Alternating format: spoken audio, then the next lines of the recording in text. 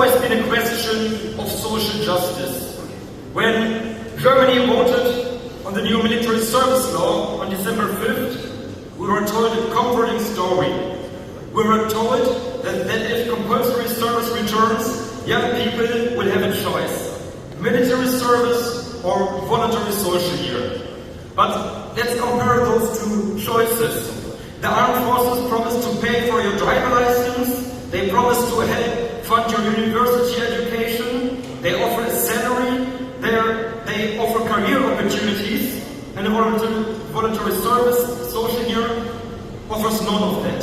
So who is this law really aimed at? Not the children of wealthy, not those whose parents can already pay for a degree, an apartment or a driver license. It's aimed at those who have favor options, at those who need the money, at those who cannot afford to say no, and that is no accident. The poor are often incentives to fight wars that the powerful decide upon.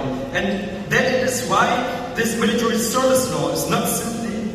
Slow? Okay. I will slow down a bit. This is why this military service law is not simply a security policy.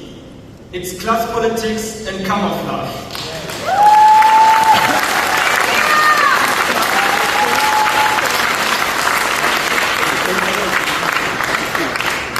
And all of this is done in the name of democracy. We are told that military service is needed to defend democracy, to protect democracy, to save democracy, but our school strike protests tell a very different story. Young students have been detained, young activists have received criminal complaints despite committing no crime. Even the domestic intelligence services have taken part and interest in our movement.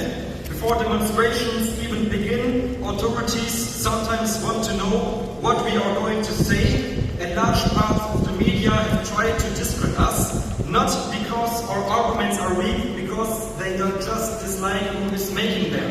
And so I have to ask, what kind of democracy is this? A democracy where dissent is treated as a threat? A democracy where protest is viewed with suspicion? A democracy where criticism is tolerated only as long as it remains harmless?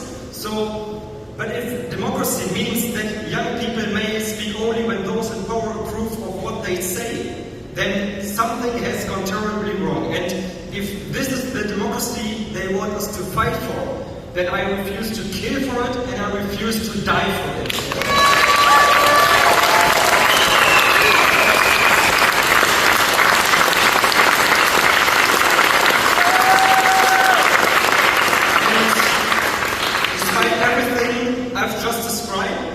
I remain hopeful because it makes me incredibly proud to see more and more young people finding the courage to skip school and to join the school strikes. In Germany, tens of thousands of young people have already taken off the streets, and what makes me especially happy is that many of these young people are no longer protesting only against conscription.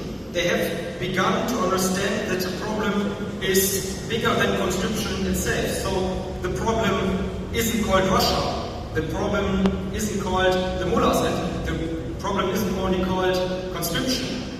The problem is called capitalism.